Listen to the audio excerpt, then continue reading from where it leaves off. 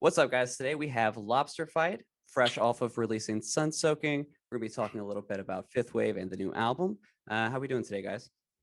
Doing great. Pretty poggers, I would say. Pretty pog. Yeah, We very love a little pog. We love a little pog. So the first thing I want to talk about, how did you guys meet? How did Lobsterfight kind of get going? Well, James and I, we've been like best friends since middle school, like a little over 6 years. And we started playing music together. A project which will remain unnamed. For sure. Absolutely unnamed. But we started as a little joke project that we would just join up every like few days out of the week and make these joke songs for our friends. With that we started playing together, and he had this like toy drum set in his room. Literal toy.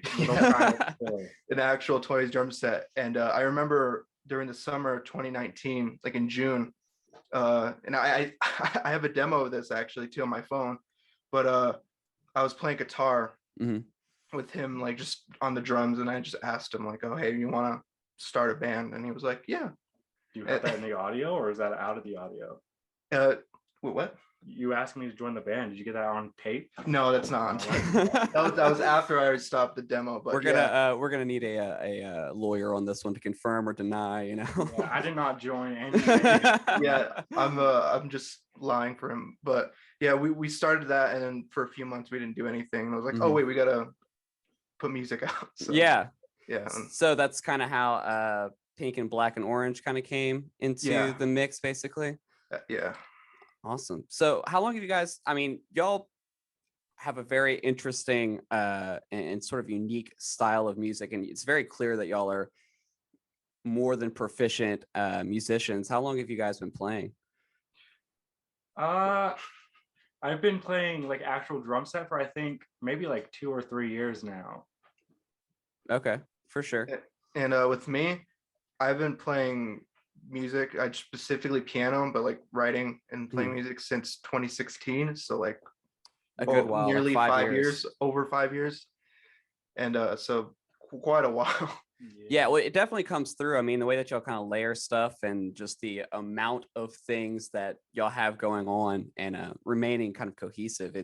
It's clear that there's a little bit of skill and a little bit of thought that kind of goes into that. And that kind of leads me into my next question, I guess. Like what were you guys kind of like aiming for when y'all started? Were y'all just wanting to do something different? Did y'all have like a specific sound? Did this just kind of happen? What was kind of the origin of the sound? For the origin, okay, so this is not one of our, but like just me personally, one of my big inspirations is Jack Senef. Okay. And essentially all of his stuff. And I remember specifically, I was learning the Merchant Ship song Birthday. And I was trying to learn how to play that one on piano. Like just make like a piano cover of it. And that's where it started. That's where like just the idea of like, oh, what if we put that sound like emo or whatever? What if we put that on a completely different instrument that's like unrelated to it? And what if we try to do that? That's kind of where the idea started, and eventually it just came to trying to develop that more and like just adding more sounds to the mix, like synthesizers and guitars and all that.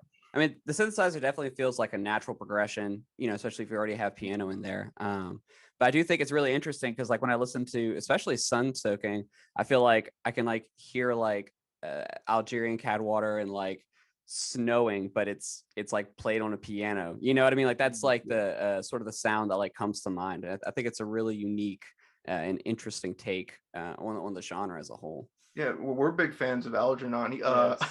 We're a Parrot Flies, or I'm a Parrot Flies type of guy. I think so. I am as well. I would need to re-listen to him. Yeah, but I have both some kind of Cadwallader and Parrot Flies on CD, and his car doesn't have like his radio. You only can really play CDs on it. So yeah, I have a little bit of a CD collection. Algernon, both Parrot Flies and their self-titles is in there. So nice. Yeah, and we also have one of Jack Senef's project, Boy Rex. We have one of his CDs, and we play that one a lot. Yeah. You could definitely sort of hear the influence of those things. I think it came out a lot more in SunSoaking. Oh, also, absolutely. Like I feel like Billy Joel comes to mind a lot for some reason. I know that's probably like maybe an unintentional correlation, but Billy Joel just comes to mind for some reason. Oh yeah, very unintentional. Yeah. I only know Piano Man and a few other ones I could probably. I know any of his songs. I do know that. Piano Man. That's definitely like the most notable. But like that kind of thing comes. I don't know why. My brain makes weird connections. The one with jazz guitar, where the line about jazz guitar, that was a TikTok one for a while. Do you guys just made a lot of people cringe by saying that? But TikTok. Well, I mean, look, man, I'm all here for TikTok. I enjoy the tickety tockety, so to speak, to an extent. Do y'all make TikToks for the band, or y'all just not really else thing? We have one, and we'll probably share it at the end, but like it's not something super focused on, but like trying to get into that. We just make like a lot of just joke TikToks. Yeah, I mean, that's really the way to do it, I find. You know, no one wants to be like marketed to constantly. Like it's good to see like personality and stuff, you know. Yeah. Let's see. So you've been playing music for a good little while. Whenever Pink, Black, and Orange came out, how long did it take for people to kind of start, I guess, catching on to that? Was it fairly quick, or did it take a little while for it to kind of catch on? I would say it's pretty quick. I mean, in the beginning, it seemed like Angel talked about this before in other interviews, where it's like not a lot of marketing went into that first one. It just kind of got released out there. Yeah. And then it kind of blew up out of like almost nowhere is what it was. I've been told. Yeah. Because when we put it out, this is just my like experience, but there was no such thing as like fifth wave, or at least I had absolutely no idea what a like fifth wave was. So when we released it, it was just kind of like it just was a big like snow pile of just down the mountain of just things that are people saying about it and like people's opinions about it, and it just really did grow unexpectedly, because we re-released it as like, oh, this is just our music. This is like, okay, Lobsterfight is like an actual thing. Here's our music, but like it wasn't really made for the amount of exposure it got. Right. Yeah. So how's SunSoaking been doing? The receptions, I'm assuming it's been fairly good from everything that I've seen. High praises from a lot of the I guess bigger names in fifth wave, but overall it's been pretty good, I assume. Yeah, it's been doing very well. A lot of people aren't favorable to vocals, but like, you know, what do you expect? That's like some comment on like rate your music though. Come on. Yeah, that's like I mean, rate your music complaint. Yeah, you can't make everybody happy with that kind of thing. I especially considering I was looking through on Bandcamp, like y'all kind of listed out how y'all recorded some of the songs, and like some of the stuff was recorded on y'all's phones, which like blows my fucking mind that y'all were able to create such a really a beautiful piece of art with such pure DIY aesthetic. Like, I mean, that is like the most pure DIY thing that you can do, is like, we recorded this little bit on our phone and we mix it in there and it's just fine, you know? Yeah. And because miking drums is incredibly difficult, like expensive, very expensive. Yeah. For the song Grasshopper and I think James has a stand, like a phone stand, and we put it like right where he's sitting, like right behind him, like the nearest backest part of the room, and we had just one microphone between the hi-hat and the snare. That's how we recorded the drum. And we go ahead.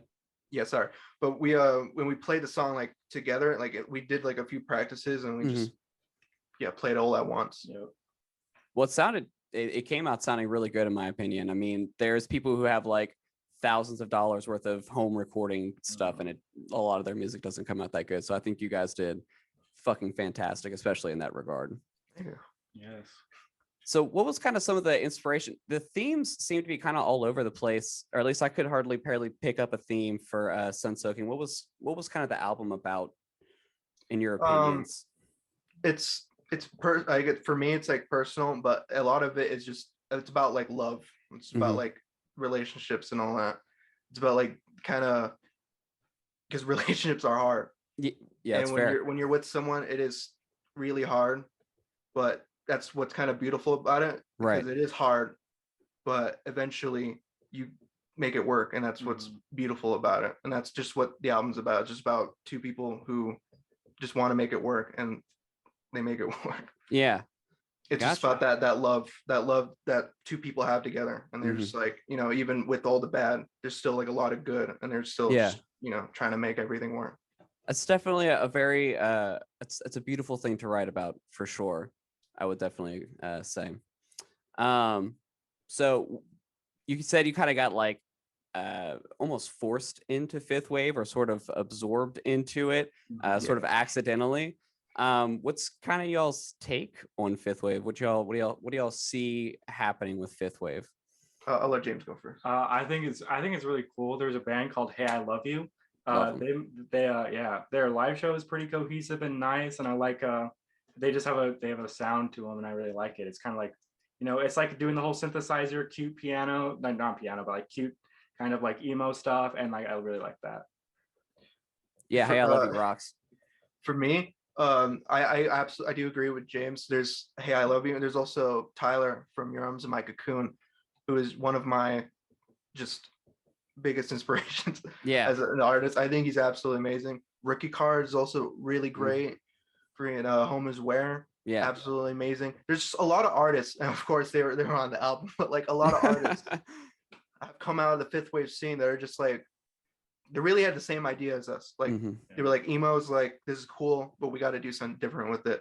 So just a lot of artists that were like, yeah, let's do something different, and they all came together, and they all just releasing all this great music. So we never knew it existed, but the fact that it does exist is really great.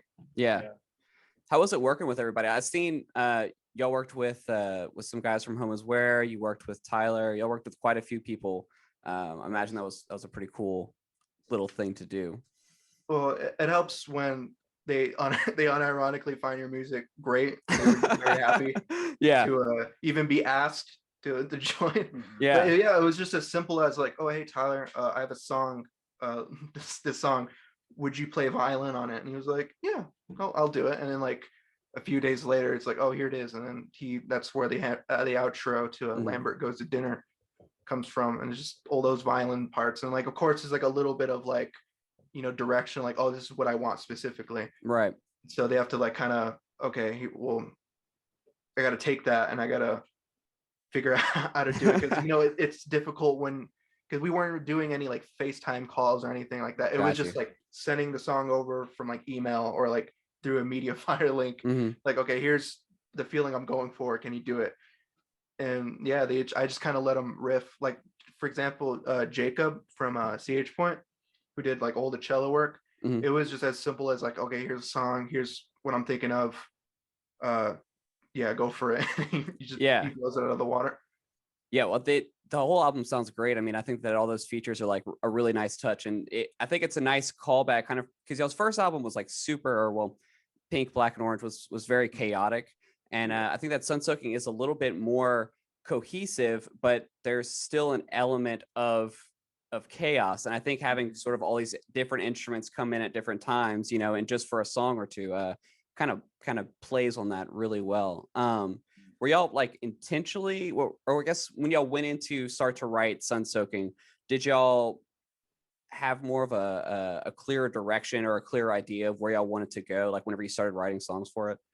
Yeah, we just, for me, because I did write all the songs, for me it was just like I had a very clear direction, but like it was actually a lot like more messier than that, because he can witness to it. But I essentially changed my mind like a few times on like what even the album was supposed to be about. And I remember I would come over his house to record songs that would never even showed up on the album, like nearly an album's worth of just songs that we would record together. And I was constantly changing my mind, but eventually like I would just have a strong feeling about something. I would be like, okay, this is what I want to write about finally. And it was just like, okay, here's exactly what I want. Even though I don't know how to say it yet, I'm gonna figure out how I want to say it. It's just like a straight line of thought. So whenever y'all are writing, do you start with lyrics? Do you start with like a melody? Do you start with a piano or a basic idea? Like kind of give me a little insight on the writing process that y'all have. Most of the time it starts on one instrument. It starts on like a guitar or piano. For this album, it was just all piano. So we start on piano, and sometimes I'll have like lyrics that like I go into it, the song with, and sometimes I don't. Like lyrics are most of the time just like complete like, oh, this is like the last thing we do. Like the music always comes first. Right. And when I write the song on piano, it goes into two directions. First direction is I bring it over to James' house and we practice the song. We do practices and then eventually we record it together as a duo, and that's the song. Or it goes the second direction, which is, you know, like My Grasshopper, I See the Sun Soaking Through Your Teeth, where I have a song and I just get really inspired in the moment and I just finish it, you know, because I have a drum set in my garage and I just nice. That definitely comes in handy. I was really surprised that there was like a 9-minute long song, but y'all made the payoff for that like amazing. It's rare to see a song quite that long, you know, being released nowadays, but the payoff was fantastic. So massive props on my end for that one. It's one of my favorites off the record. Thank you. That was one of the ones I did do drums for, and I was you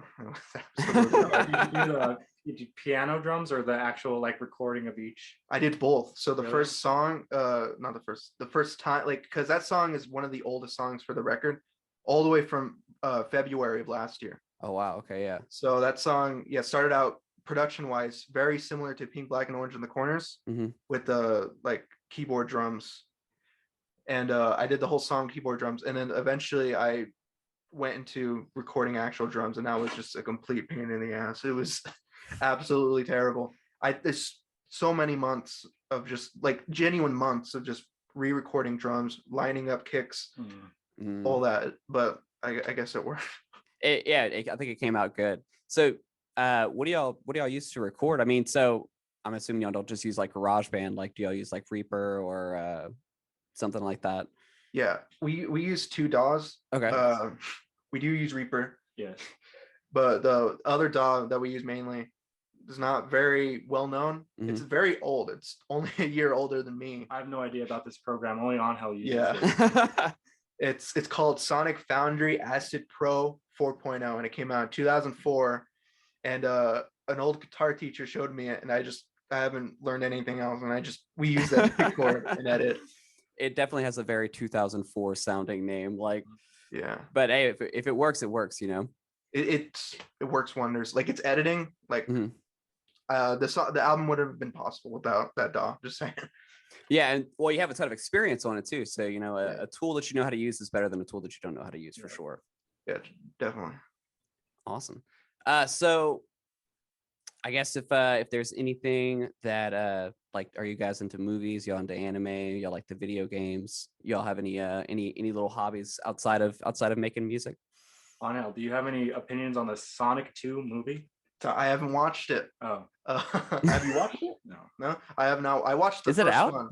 Yeah, no, it comes out I think tomorrow. Tomorrow, okay. It's today or tomorrow. It's in the US. It already came out in the UK, but yeah, in the US it comes out either today or tomorrow. I watched the first one, and I'm genuinely a Sonic fan. Like, not joking. I'm genuinely a Sonic fan. I watched the first one, and I guess it was all right. Like for a video game movie, it was all right. I don't know. I kind of liked it, but for hobbies, I draw a lot. Yeah. So you did all the art. Yeah, I do all the art. I've been drawing ever since I could, be able to draw. Yeah. So I do that. I've been playing Sonic Unleashed. That's one thing I've been doing. I've been playing that game again to see if it's good or not. And so far, I actually do like it. Yeah. So, I don't know that I've ever played a Sonic game, to be completely honest.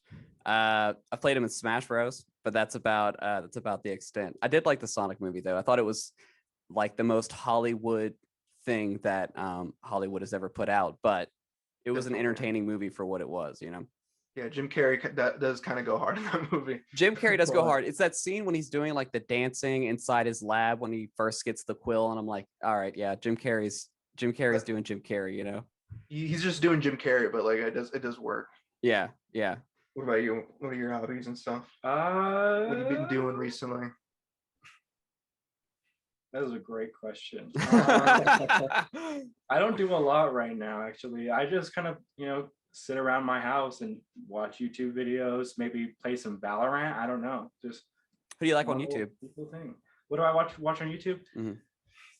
I'm watching a lot of streamer content. That explains the poggers, as you probably noticed. So yeah, that's kind of what I'm into right now. Okay. Are you into like the VTuber thing or exclusively streamers? Okay. Just kind of like normal. No, he's lying. He's absolutely. I'm 100% into. You're an Iron Mouse simp. I can feel it. You showed me his rig last night. It was my gaming PC, my motherboard gaming PC. Oh my gosh. Well, awesome.